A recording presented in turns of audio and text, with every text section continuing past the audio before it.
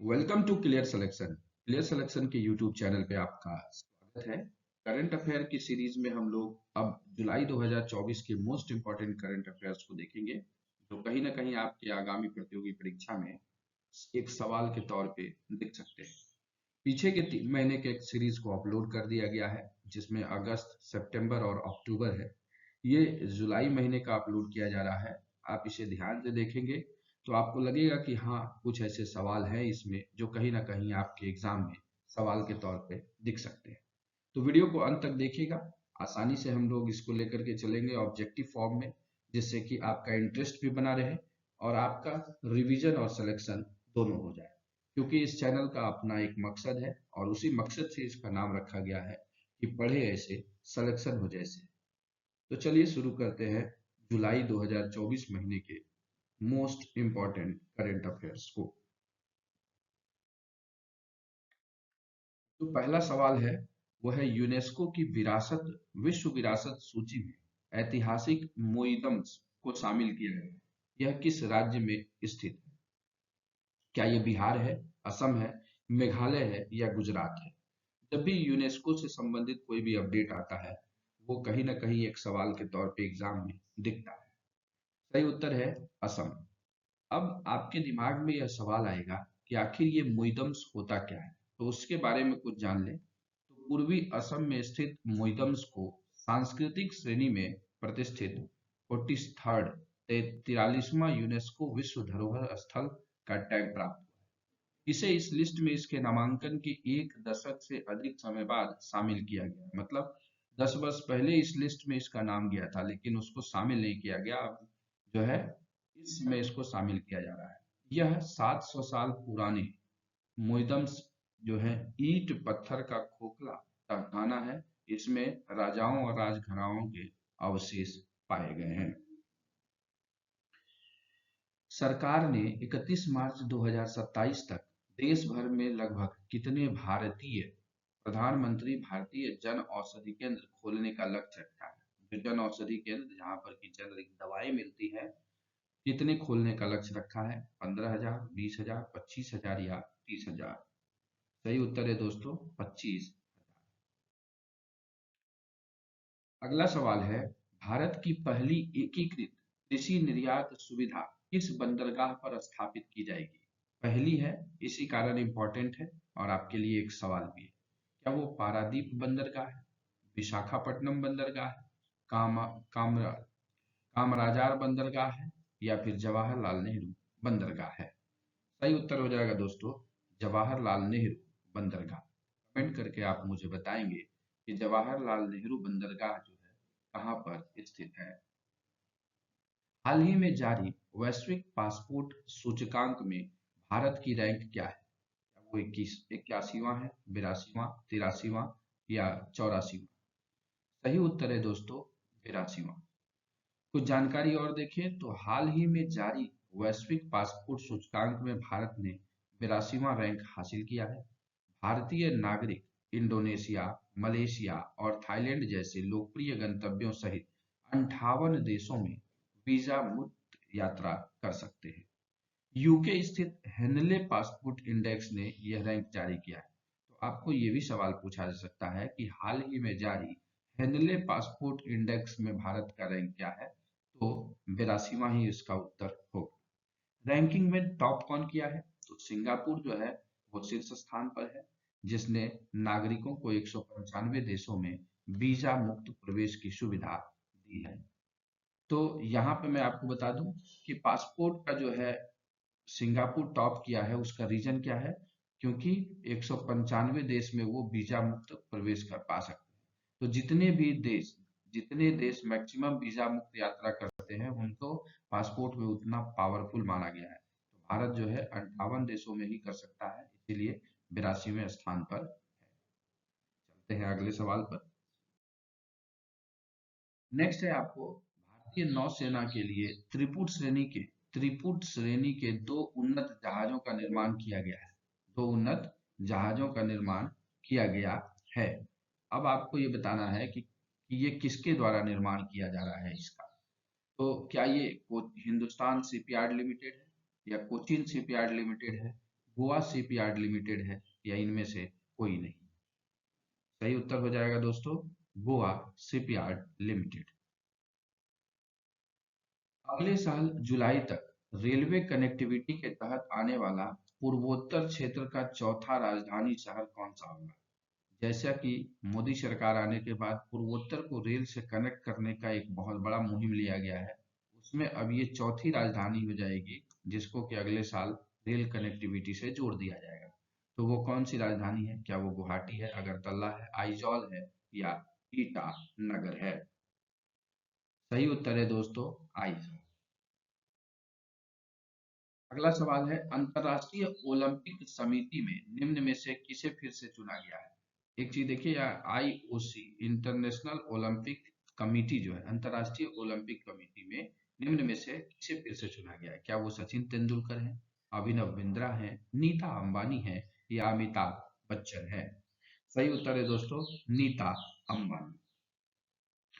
मुद्रा योजना के तहत ऋण सीमा को बढ़ाकर कितनी कर दी गई है? मुद्रा योजना में जो है ऋण सीमा बढ़ा दी गई है, वो कितनी कर दी गई है? क्या 12 लाख, 15 लाख, 20 लाख या 22 लाख? तो इसे बढ़ा करके अभी 20 लाख कर दिया गया है, जो कि पहले 10 लाख का लिमिट था। हाल ही में किसे भारतीय टी20 का नया कप्तान बना दिया गया है? भारतीय टी20 का नया कप्तान किसे बना दिया गया है? हार्दिक पांड्या, रोहित शर्मा, सूर्य कुमार यादव या शुभमन गिल? सूर्य कुमार यादव को भारतीय टी20 टीम का कप्तान बनाया गया है। यूरोपीय संघ के कार्यकारी आयोग के अध्यक्ष के रूप में फिर से किसे चुना गया? मतलब दोबारा इन्हें ही चुना गया है, पहले भी वही थे। Giorgia Meloni, Soumya Swaminathan, Ursula von der Leyen या इनमें से कोई नहीं? तो सही उत्तर हो जाएगा दोस्तों उर्सुला वॉन डेर लेयन को दोबारा चुन लिया गया है कार्यकारी आयोग का अध्यक्ष। महिला एशिया कप 2024 का आयोजन कहाँ किया जा रहा है? महिला एशिया कप 2024 का आयोजन कहाँ किया जा रहा है? भारत, पाकिस्तान, श्रीलंका या बांग्लादेश? सही उत्तर क्या है? सही उत्तर है श्रीलंका में। डीएमआरसी ने किस देश के सहयोग से ई वेस्ट रिसाइकलिंग बॉक्स सुविधा का उद्घाटन किया? मतलब कि जो डीएमआरसी है दिल्ली मेट्रो, वहां पर ई वेस्ट जो है रिसाइकलिंग बॉक्स लगाया जाएगा। तो ये किस देश के साथ सहयोग से हुआ है? जापान से, फ्रांस से, जर्मनी से या यूएसए से? सही उत्तर होगा दोस्तों जापान। हाल ही में किस राज्य ने अग्निवीरों को पुलिस भर्ती में 10% आरक्षण देने के लिए बोला है? तो ध्यान देंगे, ये पुलिस भर्ती में 10% आरक्षण देने वाला का ऐलान किया है अग्निवीरों को। तो हरियाणा, राजस्थान, बिहार, उत्तर प्रदेश? सही उत्तर हो जाएगा दोस्तों हरियाणा। इसके साथ साथ रेलवे प्रोटेक्शन फोर्स ने भी यह घोषणा की है कि हम अग्निवीरों को 10% जो है अगली भर्ती 2026 या उसके बाद जो आने वाली है उसमें आरक्षण देंगे। विश्व जूनियर स्क्वैश चैंपियनशिप 2024 में किस भारतीय ने कांस्य पदक जीता? क्या वो राहुल सिन्हा है, सौरभ बाबा है, कुश कुमार है या पंकज आडवाणी है? सही उत्तर हो जाएगा सौरभ बाबा। अगला सवाल है हाल ही में चर्चा में रही कृति पहल जो है किस मंत्रालय की है? कृति उस पहल का नाम है, इनिशिएटिव का, वो किस मंत्रालय की है? अगर आपको कृति का फुल फॉर्म पता है तो आप मंत्रालय आसानी से इंडिकेट कर पाएंगे। खेल मंत्रालय, विदेश मंत्रालय, रक्षा मंत्रालय या शिक्षा मंत्रालय? सही उत्तर हो जाएगा दोस्तों खेल मंत्रालय। अब मैं आपको कृति का फुल फॉर्म बता दूं तो खेलो इंडिया राइजिंग टैलेंट आइडेंटिफिकेशन। कृति का फुल फॉर्म है खेलो इंडिया राइजिंग टैलेंट आइडेंटिफिकेशन। तो इससे जैसे ही खेलो इंडिया आया खेल मंत्रालय। हाल ही में किस राज्य में लड़का भाऊ योजना शुरू की गई? लड़का भाऊ, क्या वो महाराष्ट्र है, गुजरात है, मध्य प्रदेश है, राजस्थान है? तो बोलचाल में आप भाऊ शब्द सुनते होंगे, तो भाऊ जो है भाई को कहा जाता है, भैया को, और वो महाराष्ट्र की बोली है।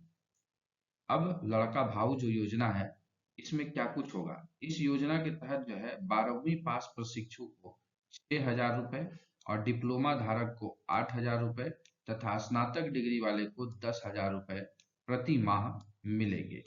ये एक तरह से वो योजना है जो कि राज्य की जो भी युवा डेमोग्राफी है उसको सपोर्ट करके आगे बढ़ाने के लिए दी जाती है। तो ये हो गया लड़का भाऊ योजना।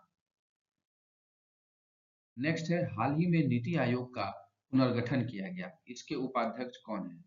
नीति आयोग एक ऐसी संस्था जो नीतियों पे काम करती है, ट्रांसफॉर्मेशन पे काम करती है। उसके उपाध्यक्ष कौन बने? ये है अमिताभ कांत, सुमन के बेरी, रघुराम राजन या शक्तिकांत दास। सही उत्तर है दोस्तों, सुमन के बेरी को जो है वो उपाध्यक्ष बना दिया गया है। आप कमेंट करके मुझे बताएंगे कि नीति आयोग का गठन कब किया गया। यूरोपीय संसद का अध्यक्ष फिर से किसे चुन लिया गया है? दोबारा उन्हें ही चुना गया है। क्या वो गीता गोपीनाथन है, एंटीनियो गुटेरस है, रोबर्टा मेत्सोला है या इनमें से कोई नहीं? सही उत्तर हो जाएगा ऑप्शन नंबर सी, रोबर्टा मेत्सोला।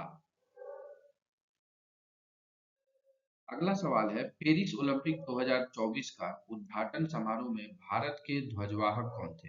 हमने पारा ओलंपिक वाला जो है उसको चर्चा कर लिया था, और ये पेरिस ओलंपिक है, इसमें किसे रखा गया भारत के ध्वजवाहक के रूप में? तो क्या वो पीवी सिंधु है, गगन नारंग है, शरथ कमल है या ए और सी दोनों है? सही उत्तर हो जाएगा ए और सी दोनों।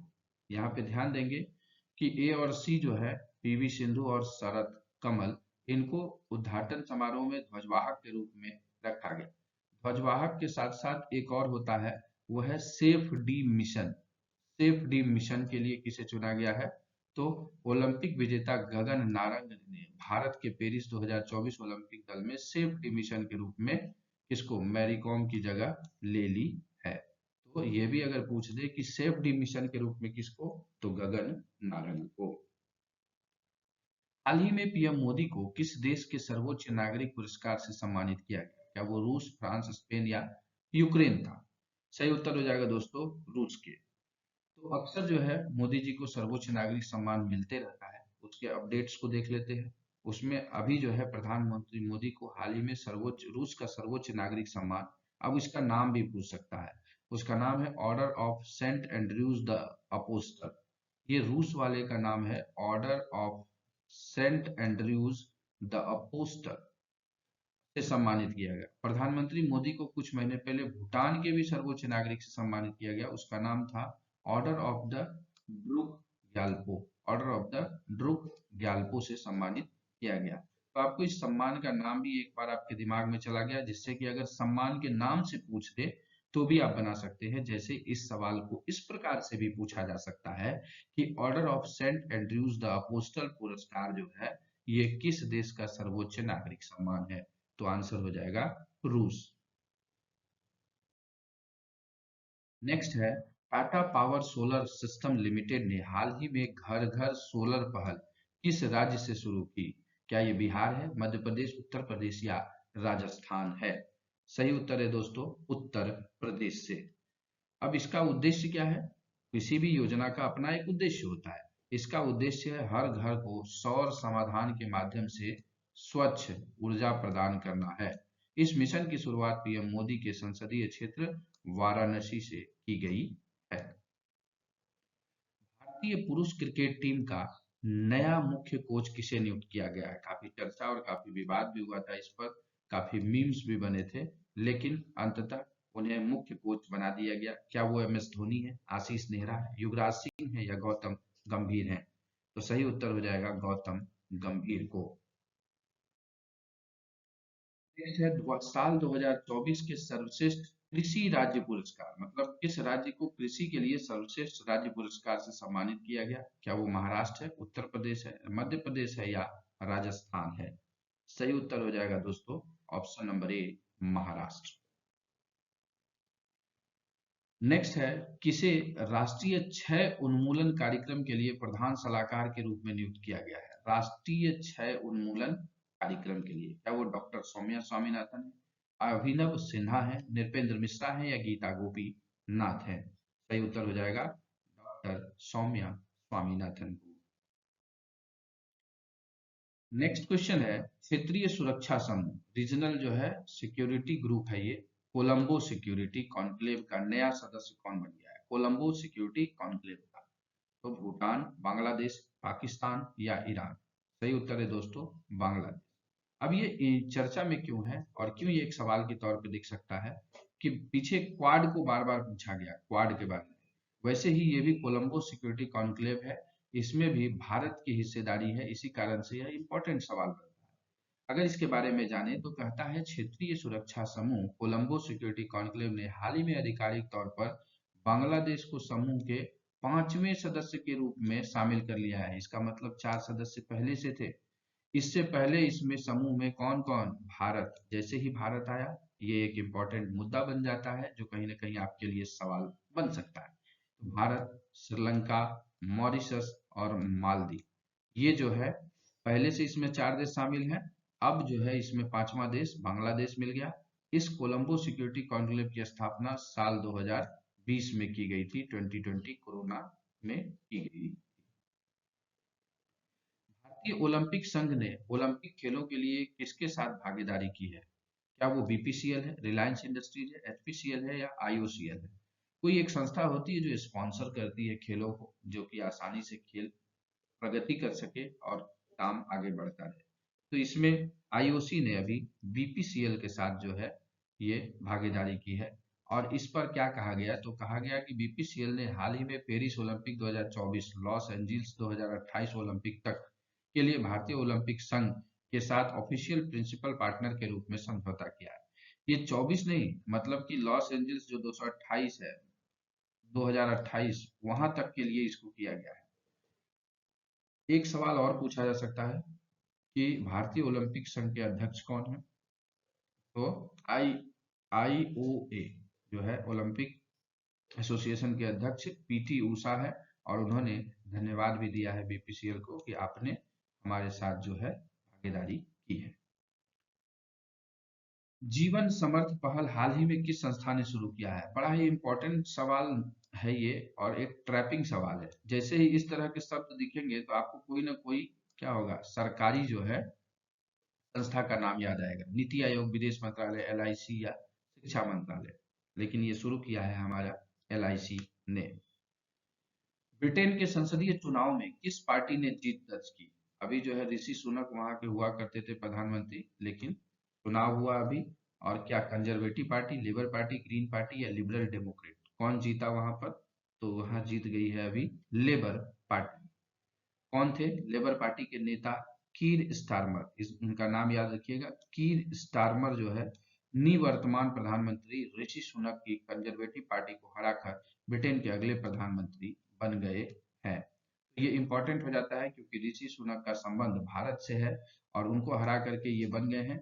तो मे भी कहीं ना कहीं आपके पास सवाल के तौर पे ये दिख सकते हैं। अगला सवाल है, किस केंद्रीय मंत्री ने हाल ही में निर्माण पोर्टल लॉन्च किया है? निर्माण पोर्टल। क्या वो जी किशन रेड्डी हैं, अश्वनी वैष्णव है, ज्योतिरादित्य सिंधिया है, चिराग पासवान है? तो सही उत्तर हो जाएगा जी किशन रेड्डी। अब केंद्रीय कोयला तथा खान मंत्री जी किशन रेड्डी ने हाल ही में राष्ट्रीय सिविल सेवा परीक्षा के मुख्य परीक्षा के उम्मीदवारों की मदद के लिए निर्माण पोर्टल लॉन्च किया है। इसके पहल के तहत योग्य यूपीएससी उम्मीदवारों को 1 लाख रुपए की सहायता प्रदान की जाएगी। यह उन उम्मीदवारों को प्रदान किया जाएगा जिनकी वार्षिक पारिवारिक आय 8 लाख रुपए से कम है और जो अनुसूचित जाति, अनुसूचित जनजाति, महिला या थर्ड जेंडर से संबंधित है। तो ये चीज आप ध्यान से देखेंगे, ये काफी इंपॉर्टेंट पहल शुरू किया गया है। लेकिन शिक्षा मंत्रालय ने नहीं किया है, किया है किसने? केंद्रीय कोयला तथा खान मंत्रालय ने। डिक सूफ हॉल हाल ही में डिक सूफ जो है हाल ही में किस देश के नए प्रधानमंत्री बन गए हैं? डिक सूफ नीदरलैंड, अर्जेंटीना, पुर्तगाल या इटली के? सही उत्तर क्या हो जाएगा दोस्तों? नीदरलैंड के। नीदरलैंड के पूर्व खुफिया प्रमुख डिक सूफ जो है वो हाल ही में देश के नए पीएम के रूप में शपथ लिए हैं। 67 वर्षीय सूफ ने मार्क रूटे का स्थान लिया है, जिन्हें हाल ही में नाटो का अगला महासचिव बना दिया गया है। क्यों यहाँ बदलाव हुआ? क्योंकि एक और यहाँ सवाल आपको मिल जाएगा कि नाटो का महासचिव कौन है? तो ये हो जाएंगे मार्क रूटे। और इनको ये सचिव महासचिव बन गए। इस कारण से डिक सूट को जो है नीदरलैंड का अगला प्रधानमंत्री बना दिया गया।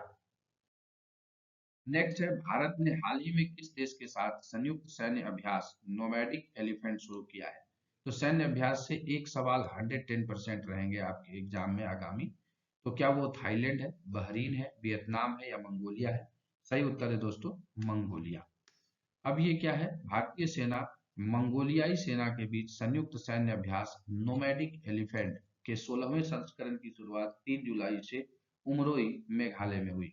तो ये वाला भी पॉइंट आप याद रखेंगे, कहीं ये ना पूछ ले कि नोमैडिक जो है हमारा नोमैडिक एलिफेंट किस राज्य में जो है इसका शुभारंभ किया गया, तो उमरोई मेघालय में। इस सैन्य अभ्यास का उद्देश्य क्या है? दोनों देशों के बीच सैन्य अंतर संचालनीयता को बढ़ाना है। अगला है, संघाई सहयोग संगठन शिखर सम्मेलन 2024 का आयोजन कहाँ किया जा रहा है? सीओ शिखर सम्मेलन 2024, क्या वो बीजिंग, अस्ताना, मास्को या नई दिल्ली? सही उत्तर हो जाएगा अस्ताना में जो है इसका आयोजन किया जा रहा है। अब देखते हैं, भारत ने रुद्रम 1 मिसाइल का सफलतापूर्वक परीक्षण किया। यह किस प्रकार का मारक मिसाइल है? रुद्रम 1, क्या ये सतह से सतह पे मार करता है, हवा से सतह से, या हवा से हवा में, या ए और बी दोनों? सही उत्तर दोस्तों हवा से हवा में यह मार करता है रुद्रम 1। तो इसका विकास किसने किया? तो रक्षा अनुसंधान और विकास संगठन डीआरडीओ ने हाल ही में पहली स्वदेशी एंटी रेडिएशन मिसाइल रुद्रम 1 का सफलतापूर्वक परीक्षण किया। यह हवा से सतह पर मार करने वाली मिसाइल है जिसे भारतीय वायुसेना के लिए तैयार किया गया है। यह वायुसेना के सुखोई 30 MKI फाइटर जेट के साथ एकीकृत है जो लॉन्च प्लेटफॉर्म के रूप में कार्य करता है। तो रुद्रम 1 क्या हो गया? हवा से सतह पर मार करने वाला मिसाइल है।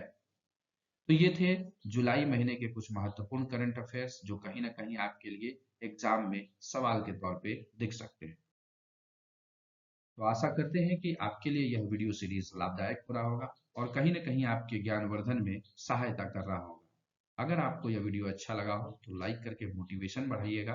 साथ ही साथ चैनल पे पहली बार आए हैं तो सब्सक्राइब करके बेल आइकन प्रेस कर दीजिएगा ताकि आपके सिलेक्शन में मेरा थोड़ा बहुत योगदान रहे। तो चलिए इसी संदेश के साथ कि आप अपनी तैयारी में व्यस्त हैं, जिंदगी में मस्त हैं, इस वीडियो को देखने के लिए आप सभी का दिल से